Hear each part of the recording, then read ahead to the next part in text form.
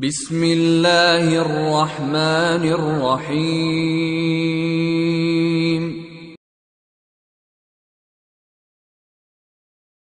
قل إن كنتم تحبون الله فاتبعوني يحببكم الله ويغفر لكم ذنوبكم والله غفور رحيم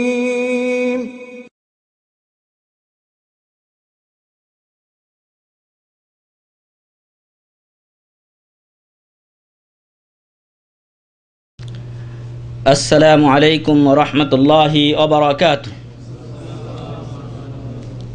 الحمد لله نحمده ونستعينه ونستغفره ونؤمن به ونعوذ بالله من شرور أنفسنا ومن سيئات أعمالنا. من يهده الله فلا مضل له ومن يضلله فلا هادي له، وأشهد أن لا إله إلا الله وحده لا شريك له، وأشهد أن محمدا عبده ورسوله أرسله بالحق بشيرا ونذيرا وداعيا إلى الله بإذنه وسراجا منيرا. أما بعد فإن خير الحديث كتاب الله، وخير الهدي هدي محمد صلى الله عليه وسلم، وشر الأمور محدثاتها، وكل محدثة بدعة، وكل بدعة ضلالة، وكل ضلالة في النار. فقد قال عز وجل في كلامه المجيد والفرقان الحميد: أعوذ بالله من الشيطان الرجيم، بسم الله الرحمن الرحيم، وما آتاكم الرسول فخذوه وما نهاكم عنه فانتهوا. وقال عز وجل: بسم الله الرحمن الرحيم، اليوم أكملت لكم دينكم وأتممت عليكم نعمتي ورضيت لكم الإسلام دينا. وقال أبو ذر رضي الله عنه: لقد تركنا محمد صلى الله عليه وسلم وما يحرك طائر جناحيه في السماء إلا أذكرنا منه علما। রাওয়াহু আহমদ রাহিমাহুল্লাহ। যাবতীয় প্রশংসা ও গুণগান একমাত্র সেই মহামহিয়ান মহান রব্বুল ইজ্জাতের জন্য, যিনি আমাদেরকে এমন এক মজলিসে বসার সুযোগ করে দিয়েছেন যেই মজলিসকে ফেরেশতারা ঘিরে আছেন, যেই মজলিসের উপরে আল্লাহর রহমত নাজিল হয়, যেই মজলিসের অধিবাসীদেরকে আল্লাহ তাআলা শেষে ক্ষমা করে দিয়ে থাকেন, সেই মজলিসে আল্লাহ আমাদেরকে উপস্থিত হওয়ার তৌফিক দেওয়ার জন্য আল্লাহর শুকরিয়া আদা করছি, আলহামদুলিল্লাহ। অতঃপর দরুদ ও শান্তির ধারা বর্ষিত হোক প্রিয় নবী মুহাম্মদুর রাসূলুল্লাহ সাল্লাল্লাহু আলাইহি ওয়াসাল্লামের উপরে, যার আদর্শ সম্পর্কে, যার উন্নত চরিত্র সম্পর্কে আমরা গত সপ্তাহে আলোচনা করেছি। আমরা সকলে বলি সাল্লাল্লাহু আলাইহি ওয়াসাল্লাম। প্রিয় ভাই এবং বন্ধুগণ, আজকে আমাদের আলোচনার বিষয়বস্তু হচ্ছে হুকুকুন নবী সাল্লাল্লাহু আলাইহি ওয়াসাল্লাম, রাসূল সাল্লাল্লাহু আলাইহি ওয়াসাল্লামের অধিকার। এ কথা বলার অপেক্ষা রাখে না যে আল্লাহ রাসূল সাল্লাল্লাহু আলাইহি ওয়াসাল্লাম তাঁর উপর অর্পিত নবুয়ত ও রিসালাতের দায়িত্ব পুরোপুরিভাবে পালন করে গেছেন।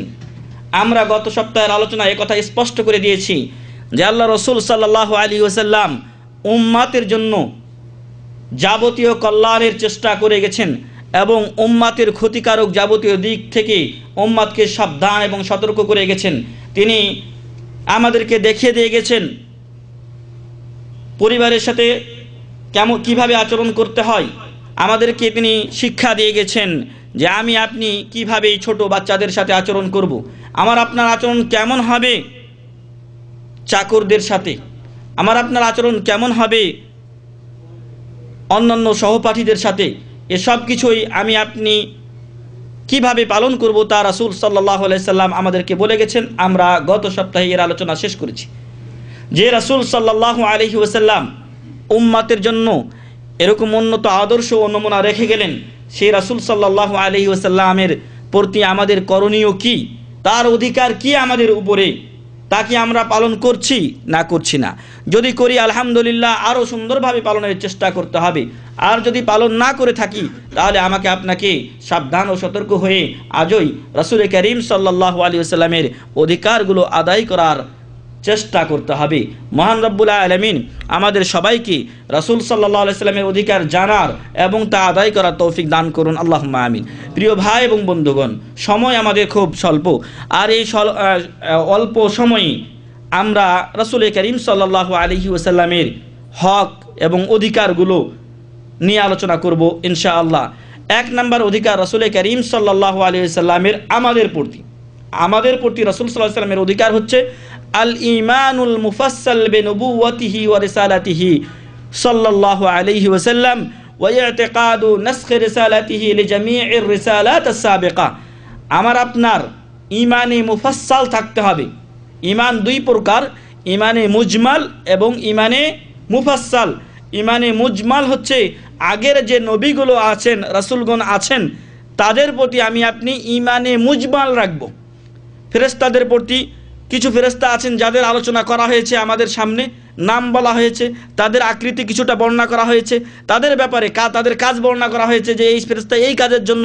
তো এগুলো হচ্ছে মুফাসসাল। কিন্তু যেগুলোর কথা ইজমালিভাবে বর্ণনা করা হয়েছে, আল্লাহ তাআলা এই যেই রসুল ও নবীগণের কথা কোরআনে উল্লেখ করেছেন, রাসূল সাল্লাল্লাহু আলাইহি ওয়াসাল্লাম তার হাদিসে উল্লেখ করেছেন, এছাড়াও আরও অনেক নবী ও রাসূল আছেন, তাদের প্রতি আমি আপনি কিভাবে বিশ্বাস স্থাপন করব?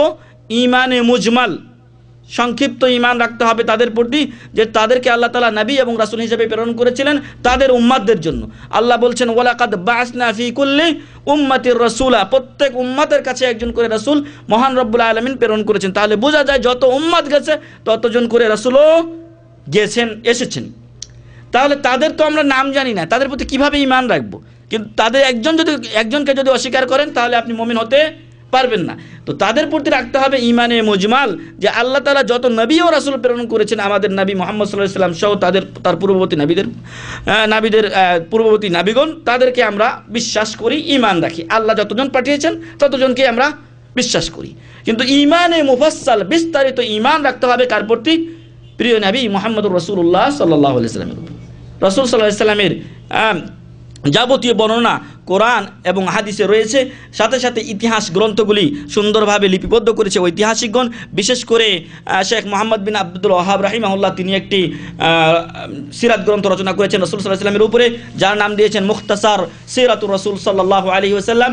এমনইভাবে কিছুদিন পূর্বে সৌদি আরব সরকার একটা প্রতিযোগিতার আয়োজন করেছিলেন, সেখানে প্রথম পুরস্কার ছিল 50,000 রিয়াল। তা পেতে সক্ষম হয়েছেন ভারতীয় লেখক শেখ সফিউর রহমান মুবারকপুরি রাহিমাহুল্লাহ, ইন্তেকাল করেছেন বেচারা। তো তার লেখা আর রাহিকুল মাখতুম, সেখানে রাসূল করিম সাল্লাল্লাহু আলাইহি ওয়াসাল্লামের জীবনী আলোচনা করা হয়েছে। তো এগুলো জানার পরে আমরা তার প্রতি ঈমান আনব। তার গঠন কেমন ছিল, তার আকীদা কেমন ছিল, তার চলন ফেরন কেমন ছিল, তার দাওয়াত কেমন ছিল, তিনি কিভাবে মানুষকে দাওয়াত দিয়েছেন, ইত্যাদি ইত্যাদি। এগুলো যখন আমরা জানবো, জেনে শুনে আমরা ঈমান আনবো, এটাকে বলা হয় ঈমানে মুফাসসাল। তার আগের নবীদের প্রতি আমরা ঈমানে মুজমাল রাখবো, আর নবী সাল্লাল্লাহু আলাইহি ওয়াসাল্লামের উপরে আমরা ঈমানে মুফাসসাল রাখবো। সাথে সাথে কোরআনে যে সকল নবী ও রাসূলদের ঘটনা বলা হয়েছে সেগুলো সামান্য মুফাসসাল, সেগুলো পুরা মুফাসসাল নয়। যেমন রাসূল সাল্লাল্লাহু আলাইহি ওয়াসাল্লামের ইতিহাস আমাদের কাছে মুফাসসাল, বিস্তারিত, তাদের যতটুকু আল্লাহ বর্ণনা করেছেন সেটুকু আমরা জানতে পেরেছি। তো রাসূল সাল্লাল্লাহু আলাইহি ওয়াসাল্লামের নবুয়ত ও রিসালাতের উপরে আমাকে আপনাকে বিস্তারিত ঈমান রাখতে হবে। ওয়া ইতিকাদু নসখ রিসালাতিহি লিজামিই রিসালাত আস-সাবিকা, আর এই বিশ্বাস রাখতে হবে যে যখন রিসালাতে মুহাম্মাদিয়া চলে এসেছে তখন আগের রিসালাতগুলো সব মনসুখ হয়ে গেছে, আগের রিসালাতের উপর আর আমল চলবে না। তবে ততটুকুই চলবে যতটুকু কোরআন ও হাদিস বাকি রেখেছে। আগের যে আমলগুলো কোরআন ও হাদিস সাব্যস্ত রেখেছে, যেগুলোকে অবশিষ্ট রেখেছে, সেগুলোর উপর আপনি আমল করতে পারেন। কিন্তু মুজমালভাবে আগের সকল রিসালাত বাতিল হয়ে গেছে, মনসুখ, রহিত হয়ে গেছে। আল্লাহ রসুল সাল্লাল্লাহু আলাইহি ওয়াসাল্লামের যুগে ওমর বিন খাত্তাব রাদিয়াল্লাহু আনহু তাওরাতের একটা খণ্ড তিনি পড়ছিলেন। আল্লাহ রসুল সাল্লাল্লাহু আলাইহি ওয়াসাল্লাম সেটা দেখে তার চোখ লাল হয়ে গেল এবং চেহারা লাল বর্ণ ধারণ করলো, এবং তিনি বললেন যে তুমি আমার সামনে এই তাওরাত পড়ছো, অথচ যদি মুসা আলাইহিস সালাম জীবিত থাকতেন তাহলে আমার অনুসরণ ব্যতীত তার কোনো দ্বিতীয় পথ ছিল না। এজন্য আমার আপনার নবী মুহাম্মদুর রাসূলুল্লাহ সাল্লাল্লাহু আলাইহি ওয়াসাল্লামের যে রিসালাত, সেই রিসালাত হচ্ছে আগের রিসালাত সমূহের রহিতকারী। তাই এখন যদি কেউ রিসালাতে ঈসা আলাইহিস সালাম অথবা রিসালাতে মুসা আলাইহিস সালাম অনুযায়ী আমল করে নাজাত পেতে চায়, তাহলে তার সেটা গ্রহণ করা হবে না। আল্লাহ তাআলা বলছেন ওয়ামান ইয়াবতাগি গায়রাল ইসলামি দীনান ফালান ইউকবালা মিন, যারা ইসলাম ছাড়া অন্য কিছু মাধ্যমে দিন তালাশ করবে, যারা ইসলাম ছাড়া অন্য দিন গ্রহণ করবে, ফালা ইউকবালা মিনহু, এটা তার কাছ থেকে গ্রহণ করা হবে না।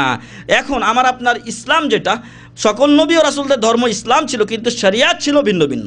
অতএব শরিয়াতে মুহাম্মাদিয়াতে যে ইসলাম রয়েছে, যে ইসলামে শরিয়াতে মুহাম্মাদিয়াকে আপনার মানহাজ হিসাবে, আপনার চলার পথ হিসাবে নির্ধারিত করা হয়েছে, সেখানে এসে যদি আপনি ঈসা আলাইহিস সালামের শরিয়ত মানেন, অথবা মুসা আলাইহিস সালামের শরিয়ত মানেন, অথবা নূহ আলাইহিস সালামের শরিয়ত মানেন, তাহলে এটা গ্রহণ করা হবে না।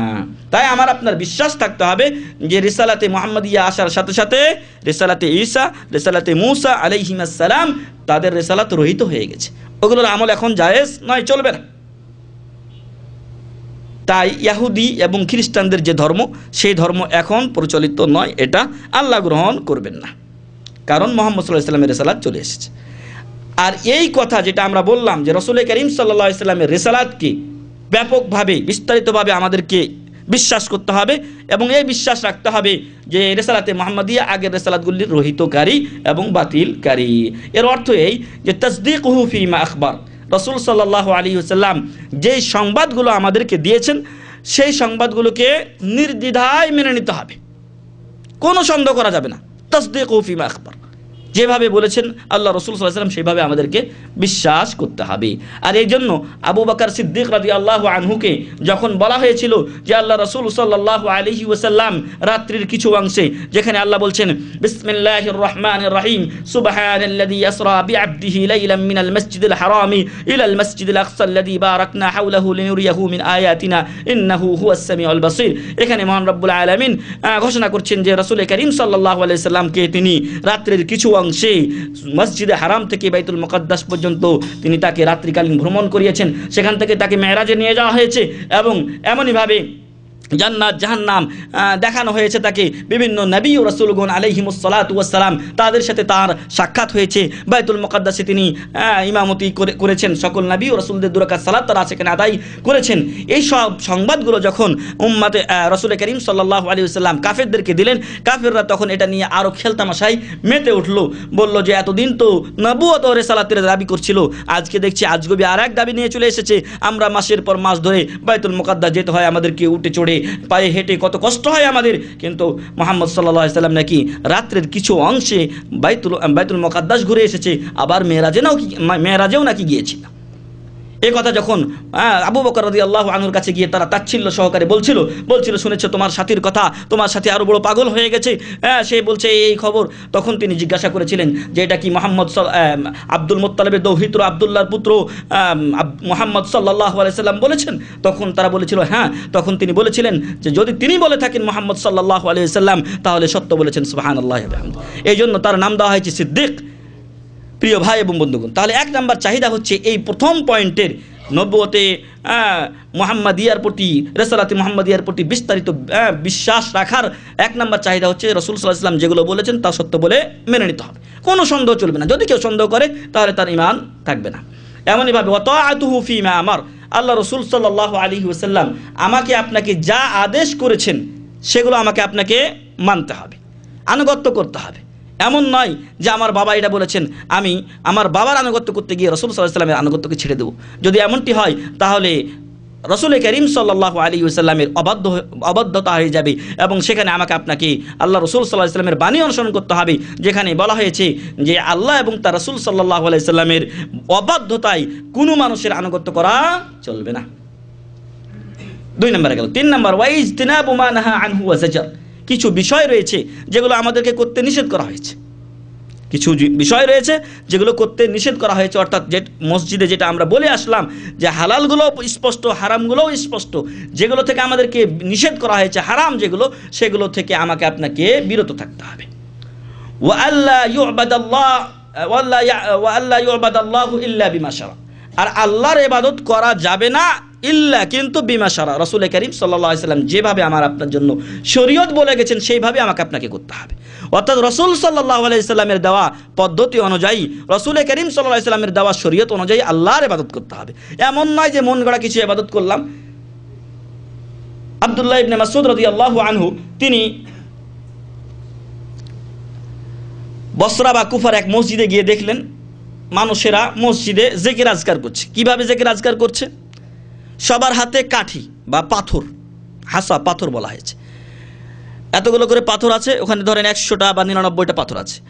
এখন একজন মুদির আছে, তাদের বলছে যে 100 বার আলহামদুলিল্লাহ বলেন। তো সবাই তখন ওই পাথরগুলো গুনে গুনে, যার কাছে যতটা পাথর আছে, কারো কাছে 50টা থাকলে 2 বার গুনে 100 বার করছে, কারো কাছে 100টা থাকলে একবার গুনে 100 বার পূর্ণ করছে। তো এগুলো দিয়ে গুনছে 100 আলহামদুলিল্লাহ আলহামদুলিল্লাহ। যখন আলহামদুলিল্লাহ শেষ হচ্ছে, বলছে 100 বার আপনারা সুবহানাল্লাহ বলেন, 100 বার আল্লাহু আকবার বলেন, 100 বার লা ইলাহা ইল্লাল্লাহ বলেন।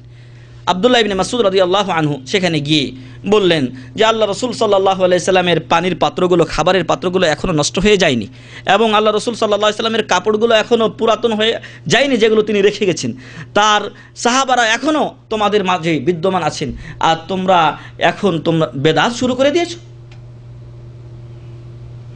তো আল্লাহ রসুল সাল্লাল্লাহু আলাইহি সাল্লাম যেগুলো থেকে নিষেধ করেছেন, সেগুলো থেকে আমাকে আপনাকে দূরে থেকে যেইভাবে তিনি শরীয়ত দিয়ে গেছেন সেইভাবে মানতে হবে।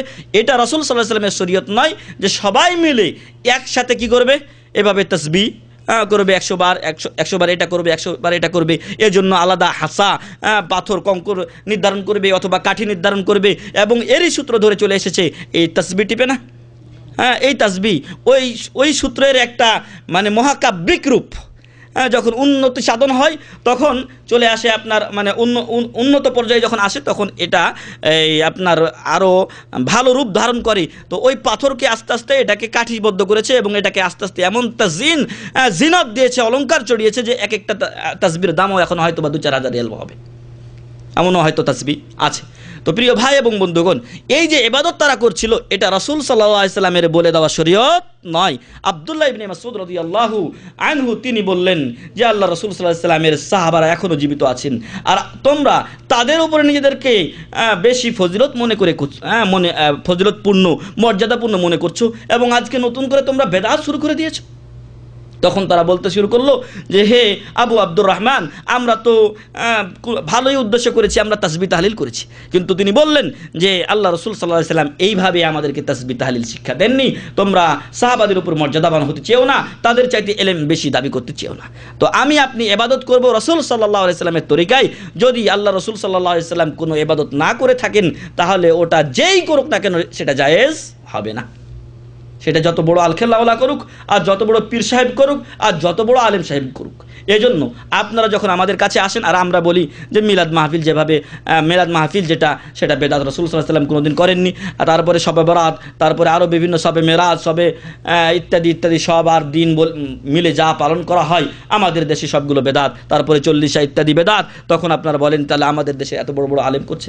অত বড় আলেম না, তার চাইতে বড় আলেম যদি ইমাম আবু হানিফাকে যারা অনুসরণ করে, ইমাম আবু হানিফা রাহিমাহুল্লাহ যদি করতেন, তবুও সেটা গ্রহণ করা হবে না। আল্লাহ রসুল সাল্লাল্লাহু আলাইহি ওয়াসাল্লামের প্রসিদ্ধ সাহাবী এবং নিজের চাচাতো ভাই আব্দুল্লাহ ইবনে আব্বাস রাদিয়াল্লাহু আনহুমা তিনি বলছেন যে আল্লাহ রসুল সাল্লাল্লাহু আলাইহি ওয়াসাল্লাম এই কথা বলেছেন। সাহাবারা বললেন কিন্তু ওমর এবং আবু বকর রাদিয়াল্লাহু আনহুমা তারা তো এই কথা বলেন। তখন তিনি বললেন ইউশাকু আন তুনজালা আলাইকুম হিজারাতুম মিনাস সামা আকুলু ক্বালা রাসূলুল্লাহি সাল্লাল্লাহু আলাইহি ওয়াসাল্লাম ওয়া তাকুলুনা ক্বালা আবু বকর ওয়া ওমর। আমার ভয় হয় আকাশ থেকে পাথরের বৃষ্টি আযাব স্বরূপ তোমাদের উপর নিক্ষেপ হবে।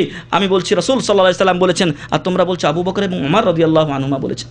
আমরা আবু বকর এবং ওমর রাদিয়াল্লাহু আনহুমার মর্যাদাকে খাটো করি না, বরং তাদের মর্যাদায় আমরা তাদেরকে অধিষ্ঠিত করি। কিন্তু রাসূল সাল্লাল্লাহু আলাইহি ওয়াসাল্লামের মর্যাদার সাথে তাদের কোনো তুলনা হয় না। তাই রাসূল সাল্লাল্লাহু আলাইহি ওয়াসাল্লাম যা নিষেধ করেছেন, যা করেননি, তা থেকে বিরত থাকতে হবে। এখন যদি যে কোনো বড় ইমাম তিনি এটাকে করার পর বলেন যে এটা সুন্নাত, তাহলে আমি এটা মেনে নিতে পারি না, এবং যারা মানবে সেটা বেদাত হিসেবে গণ্য হবে। যার ফলশ্রুতিতে আমাদের দেশের অনেক আমলি আজকে বেদাত হিসেবে গণ্য হচ্ছে, যা কোরআন ও সহিহ হাদিস মোতাবেক নয়। এমনইভাবে ওয়াকাদ দাল্লাত আলা যালিকা আলাদিল্লা মিনাল কিতাবি ওয়াস সুন্নাহ। এই যে আপনি রাসূল করিম সাল্লাল্লাহু আলাইহি ওয়াসাল্লামের রিসালাতকে বিশ্বাস করব, এবং তিনি যে কথাগুলো সংবাদগুলো দিয়েছেন সেগুলোকে বিশ্বাস করব, সত্যায়ন করব, তার আনুগত্য করব, এবং তার নিষেধ থেকে দূরে থেকে রাসূল করিম সাল্লাল্লাহু আলাইহি ওয়াসাল্লামের পদ্ধতি অনুযায়ী আমল করব। এর প্রমাণ কি? এর প্রমাণ হচ্ছে মহান রব্বুল আলামিন বলছেন ফাআমিনু বিল্লাহি ওয়া রাসূলিহি ওয়ান নূরিল্লাযী আনজালনা। হে মানুষেরা, মানব সম্প্রদায়, তোমরা ঈমান আনয়ন করো, ঈমান আনো মহান রব্বুল আলামিনের প্রতি, ওয়া রাসূলিহি এবং তার রাসূলের প্রতি বিশ্বাস স্থাপন করতে হবে। ওয়া নূরিল্লাযী আনজালনা এবং যেই নূর, যেই আলো আমি নাজিল করেছি সেই আলোর প্রতি তোমরা ঈমান আনো। সেই নূর বা আলো কি? আল কোরআন। একদল লোক বলে, আল্লাহ তাআলা কোরআনে বলছেন ক্বাদ জাআকুম মিনাল্লাহি নূর, আল্লাহর পক্ষ থেকে তোমাদের কাছে নূর এসেছে, আর ওই নূর মুহাম্মদ সাল্লাল্লাহু আলাইহি ওয়াসাল্লাম। নাউযুবিল্লাহ। এ দিয়ে প্রমাণ করতে চাই রাসূল করিম সাল্লাল্লাহু আলাইহি ওয়াসাল্লাম নূরের তৈরি। রাসূল করিম সাল্লাল্লাহু আলাইহি ওয়াসাল্লাম মানুষ ছিলেন, তিনি জিন ছিলেন না, তিনি ফেরেশতাও ছিলেন না। আর আল্লাহ তাআলা মানুষকে মাটি থেকেই তৈরি করেছেন। মানুষের মূল উৎপত্তি হচ্ছে মাটি থেকে। কোরআনে সূরাতুল কাহফে দুই ব্যক্তির যে কথোপকথন হয়েছে সেখানে আল্লাহ তাআলা উল্লেখ করেছেন মুমিন ব্যক্তির কথা, যখন সে আল্লাহর অকৃতজ্ঞ বান্দার প্রতি কথা বলতে যাচ্ছিল, তখন তিনি বলেছিলেন আকাফারতা বিল্লাযী খালাকাকা মিন তুরাব সুম্মা মিন নুতফাতিন সুম্মা সাওয়াকা রাজুলা, তুমি কি সেই আল্লাহকে অস্বীকার করছো যেই আল্লাহ তোমাকে সৃষ্টি করেছেন কোথা থেকে? মিন তুরাব, তুরাব মানে মাটি। প্রথমত আমাকে আপনাকে মাটি থেকে তৈরি করে হয়েছে, আমার আপনার মূল ধাতু, মূল জিনিস যেটা সৃষ্টি করেছেন আমাকে আপনাকে আল্লাহ তাআলা সেটা দিয়ে, সেটা হচ্ছে মাটি। সুম্মা মিন নুতফা, এরপর বীর্য থেকে, আর গোস্ত আর হাড্ডি এগুলো আল্লাহ তাআলা দিয়েছেন আমাকে আপনাকে সুন্দরভাবে একটা মানুষ আকৃতি দিতে। তারপর বলছেন সুম্মা সাওয়াকা রাজুলা। কিন্তু যারা বলে যে আল্লাহর পক্ষ থেকে নূর এসেছে মানে মুহাম্মদ সাল্লাল্লাহু আলাইহি ওয়াসাল্লাম নূর, হ্যাঁ মুহাম্মদ সাল্লাল্লাহু আলাইহি ওয়াসাল্লাম নূর, কিন্তু এই নূরের অর্থ সেই নূর না যে তাকে নূর দিয়েই তৈরি করা হয়েছে। আমি আপনি আমার আপনার দেশে যখন কোনো ভালো ব্যক্তি লেখাপড়া অথবা কোনো শিক্ষিত ব্যক্তি লেখাপড়া করে ফিরে আসে, তখন আমরা বলি যে অমুক এলাকার উজ্জ্বল নক্ষত্র অমুক ব্যক্তি আব্দুর রহমান, আমাদের গৌরব, আমাদের অহংকার, ইত্যাদি ইত্যাদি। তো উজ্জ্বল নক্ষত্র তার ক্ষেত্রে ব্যবহার করা হয়। উনি কি উজ্জ্বল নক্ষত্র? আকাশের তারা না চন্দ্র না সূর্য? কিছুই না। কিন্তু উজ্জ্বল নক্ষত্র এই জন্য বলা হয় যে তার মাধ্যমে জাতি আলোর দিশা পাবে, তার মাধ্যমে জাতির কল্যাণ হবে, এই জন্য তাকে আলো বলা হয়। আর এই আলোই ছিলেন মুহাম্মদ সাল্লাল্লাহু আলাইহি ওয়াসাল্লাম। তার মাধ্যমে জাহেলিয়াত যুগের মানুষেরা আলো পেয়েছে, তার মাধ্যমে আউস এবং খাজরাজ যে মারামারি কাটাকাটিতে লিপ্ত ছিল তাদের মারামারি কাটাকাটি স্তব্ধ হয়ে তারা ইখওয়ান, ইন্নামাল মুমিনুনা ইখওয়া, তারা ভ্রাতৃত্ব ভাই ভাই রূপান্তরিত হয়েছেন। এবং আল্লাহ রাসূল সাল্লাল্লাহু আলাইহি ওয়াসাল্লাম যখন মক্কা থেকে মদিনায় হিজরত করেছিলেন তখন অনেক আনসার এবং মুহাজিরদের মাঝে ভ্রাতৃত্ব স্থাপন করেছিলেন। এবং তারা ওয়ারেসের আয়াত তখন নাজিল হয়নি, পরস্পর একজন আরেকজনের ওয়ারেস হতেন। তো যাই হোক, যে কথা বলছিলাম যে আল্লাহ রাসূল সাল্লাল্লাহু আলাইহি ওয়াসাল্লাম নূরের তৈরি, এই কথাটি ঠিক নয়, বরং আল্লাহর পক্ষ থেকে যে নূর এসেছে সেই নূর হলো আল কোরআন। এবং রাসূল করিম সাল্লাল্লাহু আলাইহি ওয়াসাল্লামের ক্ষেত্রে যদি নূরের ব্যবহার করা হয় তাহলে নূর মানে আলোকবর্তিকা, তিনি আমাদেরকে আলোর দিশা দিয়েছেন, এই অর্থে তিনি নূর। তারপরে অপর আয়াতে মহান রব্বুল আলামিন, এই আয়াতটি হচ্ছে সূরাতুত তাগাবুনের 8 নম্বর আয়াত। অপর আয়াতে মহান রব্বুল আলামিন বলছেন ফাআমিনু বিল্লাহি ওয়া রাসূলিহিন নাবিয়্যিল উম্মি আল্লাযী ইউমিনু বিল্লাহি ওয়া কালিমাতিহি ওয়াত্তাবিউহু লাআল্লাকুম তাহতাদুন, তোমরা আল্লাহর প্রতি ঈমান আনো এবং আল্লাহর সেই রাসূলের প্রতি ঈমান আনো যিনি নিরক্ষর। আল্লাহ রাসূল সাল্লাল্লাহু আলাইহি ওয়াসাল্লামের কোনো অক্ষর জ্ঞান ছিল না। আল্লাযী ইউমিনু বিল্লাহ, যিনি ঈমান রাখেন, বিশ্বাস রাখেন আল্লাহর প্রতি, ওয়া কালিমাতিহি, তার কালিমার প্রতি, অর্থাৎ তার যত বাণী রয়েছে মহান রব্বুল আলামিন সেই বাণীর প্রতি, ওয়াত্তাবিউহু লাআল্লাকুম তাহতাদুন, তোমরা তার আনুগত্য করো যাতে করে তোমরা হেদায়েত পাও। যদি আমরা তার আনুগত্য করি তাহলে অবশ্যই আমরা হেদায়েত পাবো। সূরাতুল আরাফ 158 নম্বর আয়াত। এমনইভাবে আল্লাহ তাআলা অপর স্থানে বলছেন সূরাতুল হাশরের 7 নম্বর আয়াতে ওয়ামা আতাকুমুর রাসূলু ফাখুযুহু ওয়ামা নাহাকুম আনহু ফান্তাহু, মহান রব্বুল আলামিনের রাসূল মুহাম্মদ সাল্লাল্লাহু আলাইহি ওয়াসাল্লাম তোমাদেরকে যা দেন তা তোমরা গ্রহণ করো, ওয়ামা নাহাকুম আনহু ফান্তাহু, আর যা থেকে তোমাদেরকে নিষেধ করেন তা থেকে তোমরা দূরে থাকো। এমনইভাবে রাসূল করিম সাল্লাল্লাহু আলাইহি ওয়াসাল্লাম নিজেও বলেছেন এক হাদিসে যে আমি তোমাদেরকে যখন কোনো কাজের আদেশ করি তখন তোমরা যথাসাধ্য সেটা করার চেষ্টা করো, তোমাদের চেষ্টা যতটুকু আছে তা ব্যয় করো সেই কাজ করার জন্য। আর আমি যখন তোমাদের কোনো কাজে নিষেধ করি তখন তোমরা সেটা থেকে বিরত থাকো। অর্থাৎ নিষেধ থেকে অবশ্যই বিরত থাকতে হবে, কিন্তু কল্যাণকর কাজগুলো আমার শ্রদ্ধা অনুযায়ী আমাকে করে যেতে হবে। ইনশাআল্লাহ আমি আপনি লাআল্লাকুম তাহতাদুন, হেদায়েত প্রাপ্তদের কাতারে শামিল হব। আল্লাহ আমাদেরকে হেদায়েত প্রাপ্তদের কাতারে শামিল করুন, আল্লাহুম্মা আমিন। এমনইভাবে আব্দুল্লাহ ইবনে ওমর রাদিয়াল্লাহু আনহুমা তিনি বর্ণনা করছেন যে আল্লাহ রাসূল সাল্লাল্লাহু আলাইহি ওয়াসাল্লাম ইরশাদ করেন, উমিরতু আন উকাতিলান নাস হাত্তা ইয়াশহাদু আল্লা ইলাহা ইল্লাল্লাহ ওয়া আন্না মুহাম্মাদার রাসূলুল্লাহ। আমি মানুষের সাথে জিহাদ করার জন্য, লড়াই করার জন্য ততক্ষণ পর্যন্ত আদিষ্ট হয়েছি যতক্ষণ পর্যন্ত তারা লা ইলাহা ইল্লাল্লাহ এবং মুহাম্মাদুর রাসূলুল্লাহ না বলবে, আল্লাহ ছাড়া কোনো সত্য মাবুদ নেই এবং মুহাম্মদ সাল্লাল্লাহু আলাইহি ওয়াসাল্লাম আল্লাহর রাসূল, এবং সালাত কায়েম না করবে, ওয়ায়ুতু যাকাত আদায় না করবে, এই পর্যন্ত আমি তাদের বিরুদ্ধে জিহাদ করতে আদিষ্ট হয়েছি। যাকাত যখন দেবে, যখন সালাত কায়েম করবে, আল্লাহ এবং তার রাসূল সাল্লাল্লাহু আলাইহি ওয়াসাল্লামের প্রতি বিশ্বাস স্থাপন করবে, তখন তারা আমার কাছ থেকে ফাইদা ফাআলু যালিকা, যদি তারা এটা করে, আসামু মিন্নি দিমাআহুম ওয়া আমওয়ালাহুম, তাদের জান এবং মাল আমার কাছ থেকে হেফাজত হয়ে গেল, ইল্লা বিহাক্কিল ইসলাম, তবে ইসলামের হক ব্যতীত। অর্থাৎ কেউ যদি হত্যা করে তাহলে হত্যার বদলে হত্যা করা হবে, কেউ যদি ওই জেনা করে আর বিবাহিত বা বিবাহিতা হয় তাহলে অবশ্যই তাকে রজম করা হবে, সেটা আলাদা ব্যাপার। ওয়া হিসাবুহুম আলাল্লাহ, আর তাদের হিসাব আল্লাহর উপরে, আমি তাদের হিসাব নেব না। প্রিয় ভাই এবং বন্ধুগণ, এই হাদিস থেকে বোঝা যায় যে আল্লাহ এবং তার রাসূল সাল্লাল্লাহু আলাইহি ওয়াসাল্লামকে উভয়কেই মানতে হবে। যদি আল্লাহকে মানেন, রাসূল সাল্লাল্লাহু আলাইহি ওয়াসাল্লামকে না মানেন, তাহলে আপনি মুমিন নয়। লা ইলাহা ইল্লাল্লাহ বলে যদি কেউ শেষ করে দেয় আর মুহাম্মাদুর রাসূলুল্লাহ সাল্লাল্লাহু আলাইহি ওয়াসাল্লামকে না মানে, তাহলে সে মুমিন নয়। কারণ আমাকে আপনাকে দুটার প্রতি বিশ্বাস স্থাপন করতে হবে। লা ইলাহা ইল্লাল্লাহ মুহাম্মাদুর রাসূলুল্লাহ লা ইয়ানফাসিল, একটা আরেকটার থেকে বিচ্ছেদ হতে পারে না। আল্লাহ রাসূল সাল্লাল্লাহু আলাইহি ওয়াসাল্লাম নিজের পক্ষ থেকে কোনো কথা বলেছেন কি? কোনো কথা নিজের পক্ষ থেকে তিনি বলেননি। বলেছেন ওমা ইয়ানতিকু আনিল হাওয়া ইন হুয়া ইল্লা ওয়াহয়ুন ইউহা, যা বলেছেন তিনি সেটা আল্লাহর পক্ষ থেকে ওহী। তাহলে এক নম্বরে আমরা পেলাম রাসূল করিম সাল্লাল্লাহু আলাইহি ওয়াসাল্লামের প্রথম হক হচ্ছে তার রিসালাতের উপর বিস্তারিতভাবে বিশ্বাস রাখতে হবে, এবং এই বিশ্বাস রাখতে হবে যে আগের রিসালাত যেগুলো আছে সেগুলো মুহাম্মদ সাল্লাল্লাহু আলাইহি ওয়াসাল্লামের রিসালাতের মাধ্যমে রহিত হয়ে গেছে, এবং উম্মতে মুহাম্মাদিয়াকে রাসূল করিম সাল্লাল্লাহু আলাইহি ওয়াসাল্লামের রিসালাত অনুযায়ী আমল করতে হবে। যা রাসূল সাল্লাল্লাহু আলাইহি ওয়াসাল্লাম বলেছেন তা মানতে হবে, যা নিষেধ করেছেন তা থেকে দূরে থাকতে হবে, তার কথাগুলোকে সত্য বলে মেনে নিতে হবে, তার আনুগত্য করতে হবে। 2 নম্বর, ওয়াজিবুল ঈমানি বিআন্না রাসূল সাল্লাল্লাহু আলাইহি ওয়াসাল্লাম বাল্লাগার রিসালা ওয়া আদ্দাল আমানা ওয়া নাসাহা লিল উম্মাহ। এই বিশ্বাস রাখা আবশ্যক, ওয়াজিব, যে আল্লাহ রাসূল সাল্লাল্লাহু আলাইহি ওয়াসাল্লাম তার রিসালাতের দায়িত্ব পৌঁছিয়ে দিয়েছেন। আল্লাহ রাসূল সাল্লাল্লাহু আলাইহি ওয়াসাল্লাম তার রিসালাতের দায়িত্ব, তার উপর যে রিসালাতের দায়িত্ব দেওয়া হয়েছিল সেই রিসালাতের দায়িত্ব তিনি পৌঁছে দিয়েছেন। ওয়া আদ্দাল আমানা, এবং আমানত আদায় করেছেন। সেই আমানত হচ্ছে কোরআন ও সহিহ হাদিস। আল্লাহ তাআলা বলছেন যে ইন্না আরাদনাল আমানাতা আলাস সামাওয়াতি ওয়াল আরদ ফাআবাইনা আন على السماوات والأرض والجبال فأبين أن يحملنها وأشفقن منها وحملها الإنسان إنه كان ظلوما জাহুলা। পাহাড়ের উপরে, জমিনের উপরে, আসমানের উপরে আল্লাহ তাআলা এই আমানত অর্থাৎ আল কোরআনুল কারীম নাজিল করতে চেয়েছিলেন, কিন্তু তারা বলল যে আমরা পারবো না। ফাআশফাকনা মিনহা ওয়া হামালাহাল ইনসান, তারা বলল যে আমরা পারবো না এবং অস্বীকার করলো। ওয়া হামালাহাল ইনসান, আর মানুষ এটাকে বহন করলো। ইন্নাহু কানা যালুমান জাহুলা, নিশ্চয় মানুষ বড় অত্যাচারী এবং বড় অজ্ঞ। তো প্রিয় ভাই এবং বন্ধুগণ, যে আমানত আমাকে আপনাকে দেওয়া হয়েছে অর্থাৎ রাসূল করিম সাল্লাল্লাহু আলাইহি ওয়াসাল্লামের প্রতি দেওয়া হয়েছে সেটা হচ্ছে আল কোরআনুল কারীম, এবং এই আল কোরআনুল কারীম আমাদের প্রতি রাসূল করিম সাল্লাল্লাহু আলাইহি ওয়াসাল্লাম আদায় করে গেছেন। এর একটি অক্ষরও আল্লাহ রাসূল সাল্লাল্লাহু আলাইহি ওয়াসাল্লাম গোপন রেখেছেন কি? গোপন রাখেননি। ওয়া নাসাহা লিল উম্মাহ, আর উম্মাতের যাবতীয় কল্যাণ সম্পর্কে তাদেরকে সংবাদ দিয়ে গেছেন।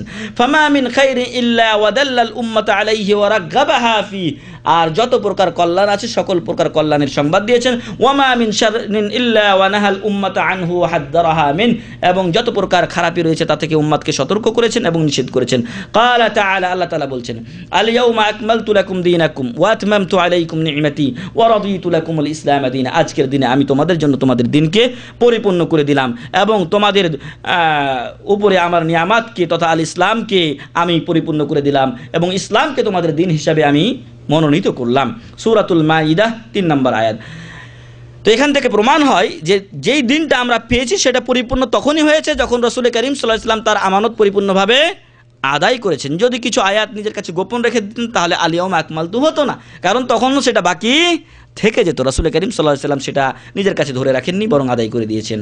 এমনইভাবে আবু দারদা রাদিয়াল্লাহু আনহু আল্লাহ রাসূল সাল্লাল্লাহু আলাইহি ওয়াসাল্লাম থেকে বর্ণনা করছেন যে তিনি বলেছেন, ওয়া আইমুল্লাহি লাকাদ তারাকতুকুম আলা মিসলিল বাইদা, আল্লাহর কসম করে বলছি আমি তোমাদেরকে স্পষ্ট পথের উপর রেখে যাচ্ছি। বাইদা বলা হয় খুব উজ্জ্বল, এখানে আরও কিছু পাওয়ার ওয়ালা বাতি সেট করে দিলে যদি এখানে আরও উজ্জ্বল হতো, একেবারে বাইরের চাইতেও আলো বেশি হয়ে যেত, তাহলে এটাকে বাইদা বলা হয়। তো এরকম পথের উপর তোমাদেরকে আমি রেখে যাচ্ছি। লাইলুহা ওয়া নাহারুহা সাওয়া, যার দিন এবং রাত্রি সমান। ইসলামে দিন রাত্রি সবই সমান, অর্থাৎ স্পষ্টতার সব কিছু, এমন কিছু জিনিস নেই যা আপনার কাছে গোপন থাকবে, এমন কিছু জিনিস নেই যা আপনি জানতে পারবেন, এমন নয়, বরং সব কিছু স্পষ্ট করে আল্লাহ রাসূল সাল্লাল্লাহু আলাইহি ওয়াসাল্লাম বর্ণনা করে গেছেন।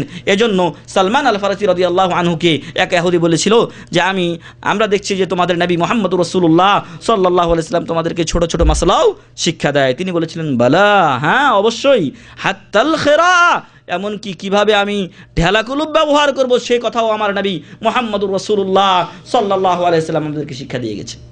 কয় ঢেলা ব্যবহার করবেন, কিভাবে ব্যবহার করবেন, কোন পা আগে দিবেন বাথরুমে, কোন পা দিয়ে বের হবেন, সব কিছুই আপনাকে শিক্ষা দেওয়া হয়েছে। অতএব লাইলুহা ওয়া নাহারুহা সাওয়া, ইসলামের দিন এবং রাত সমান, এখানে কোনো অস্পষ্টতা কিছুই নেই। হাদিসটি সুনানে ইবনে মাজার মুকদ্দমাতে রয়েছে।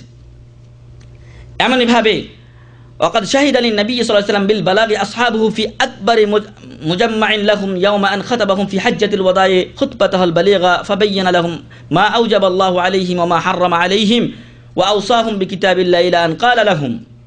আল্লাহ রাসূল সাল্লাল্লাহু আলাইহি ওয়াসাল্লামের জীবনে সবচাইতে বড় জমায়েত যেটা হয়েছিল তা ছিল হজ্জাতুল ওয়াদা, বিদায় হজ্জের সময়। আর ওই বিদায় হজ্জের সময় অগণিত মানুষের সামনে আল্লাহ রাসূল সাল্লাল্লাহু আলাইহি ওয়াসাল্লাম তার প্রাঞ্জলময় ভাষণ দিয়েছিলেন এবং সেখানে হালাল এবং হারামের দিকগুলো বিশেষভাবে তুলে ধরেছিলেন এবং আল্লাহর কিতাব মেনে চলার জন্য তাদেরকে ওসিয়ত করেছিলেন। বলেছিলেন, আমি তোমাদের মাঝে দুটি জিনিস রেখে গেলাম, যদি তোমরা এই দুটি জিনিস ধরে থাকো, কিতাবুল্লাহ ও সুন্নাত রাসূলিহি সাল্লাল্লাহু আলাইহি ওয়াসাল্লাম, তাহলে কোনোদিন পথভ্রষ্ট হবে না। কথার এক পর্যায়ে তিনি বলেছিলেন, ওয়া আনতুম তুসআলুনা আন্নী ফামা আনতুম কাইলুন, হে মানব সম্প্রদায়, হে আমার সাহাবীরা, আমার সম্পর্কে তোমাদেরকে জিজ্ঞাসা করা হবে, আমার সম্পর্কে তোমাদেরকে জিজ্ঞাসা করা হলে কি বলবে? মুহাম্মদ সাল্লাল্লাহু আলাইহি ওয়াসাল্লাম তার দায়িত্ব পালন করেননি, মুহাম্মদ সাল্লাল্লাহু আলাইহি ওয়াসাল্লাম তার উপর অর্পিত রিসালাত ও নবুয়াতকে গোপন রেখেছিলেন, এই কথা বলবে? কি বলবে তোমরা? ক্বালু, তারা বলবে, নাশহাদু আন্নাকা কাদ বাল্লাগত ওয়া আদ্দাইতা ওয়া নাসাহত।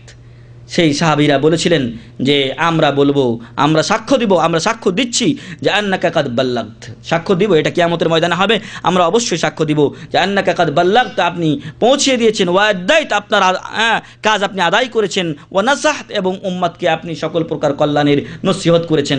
ফাকালা বিইসবাইহি সাব্বাবা ইয়ারফাউহা ইলা সামাই ওয়া ইয়ানকুতুহা ইলা নাস, তার শাহাদাত আঙ্গুলিকে তিনি আকাশের দিকে ইশারা করলেন এবং মানুষের দিকে ইঙ্গিত ঝুঁকিয়ে তিনি বললেন যে আল্লাহুম্মা শাহাদ, আল্লাহুম্মা শাহাদ সালাসা মাররাত, হে আল্লাহ তুমি সাক্ষ্য থাকো, হে আল্লাহ তুমি সাক্ষ্য থাকো, সাক্ষী থাকো, এই লোকেরা সাক্ষী দিচ্ছে আমি আমার উপর অর্পিত নবুয়ত রিসালাতের দায়িত্ব পালন করে গেছি।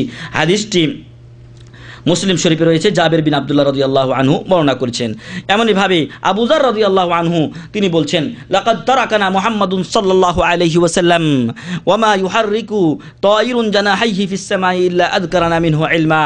আল্লাহ রাসূল সাল্লাল্লাহু আলাইহি ওয়াসাল্লাম আমাদেরকে এমন অবস্থায় দুনিয়ায় রেখে গেছেন যে আকাশে যে পাখিগুলো উড়ে, এই পাখিগুলো যখন পাখা নড়ায়, এর এলেমও আল্লাহ রাসূল সাল্লাল্লাহু আলাইহি ওয়াসাল্লাম আমাদেরকে বলে গেছেন। আমরা একটু আগে মসজিদে আলোচনা করে এসেছি যে আল্লাহ রাসূল সাল্লাল্লাহু আলাইহি ওয়াসাল্লাম পাখির কথাও উল্লেখ করেছেন, বলেছেন যে লাউ আন্নাকুম তাওয়াক্কালতুম আলাল্লাহি হাক্কাত তাওয়াক্কুল, যদি তোমরা সত্যিকার অর্থে আল্লাহর উপর তাওয়াক্কুল ভরসা রাখতে পারতে, তাহলে লা রাযাকাকুম কামা ইয়ারযুকুত তায়র, তাও তোমাদেরকে আল্লাহ তাআলা সেভাবেই রিজিক দিতেন যেভাবে পাখিদেরকে রিজিক দেন। তাহলে পাখির উল্লেখ করতেও ইসলাম ছাড়েনি। তারপরে আল্লাহ রাসূল সাল্লাল্লাহু আলাইহি ওয়াসাল্লাম বলছেন, তাগদু খিমাসান ওয়া তাউদু বিতানা, পাখি খালি পেটে যায় আর ভরা পেটে ফিরে আসে। এমনইভাবে আল্লাহ রাসূল সাল্লাল্লাহু আলাইহি ওয়াসাল্লামের কাছে একটা পাখিকে আল্লাহ রাসূল সাল্লাল্লাহু আলাইহি ওয়াসাল্লাম দেখলেন যে বারবার মাথার উপর দিয়ে চক্কর দিচ্ছে। আল্লাহ রাসূল সাল্লাল্লাহু আলাইহি ওয়াসাল্লাম জিজ্ঞাসা করলেন যে মান ফাজা হাযা, এই পাখিটাকে কে বিচলিত করেছে? অর্থাৎ তার বাচ্চা যেটা ছিল সেই বাচ্চাটা একজন নিয়ে চলে এসেছেন, এক সাহাবী, আর ওই বাচ্চার কারণে পাখিটা বারবার ঘোরাফেরা করছে। সন্তানকে যদি ছিনিয়ে নেওয়া হয় মায়ের কাছ থেকে, তাহলে মায়ের কি অবস্থা হয়, তাই অবস্থা হয়েছিল পাখির। আল্লাহ রসুল সাল্লাল্লাহু আলাইহি ওয়াসাল্লাম বললেন, পাখির বাচ্চা ফিরিয়ে দিয়ে আসো। আল্লাহু আকবার।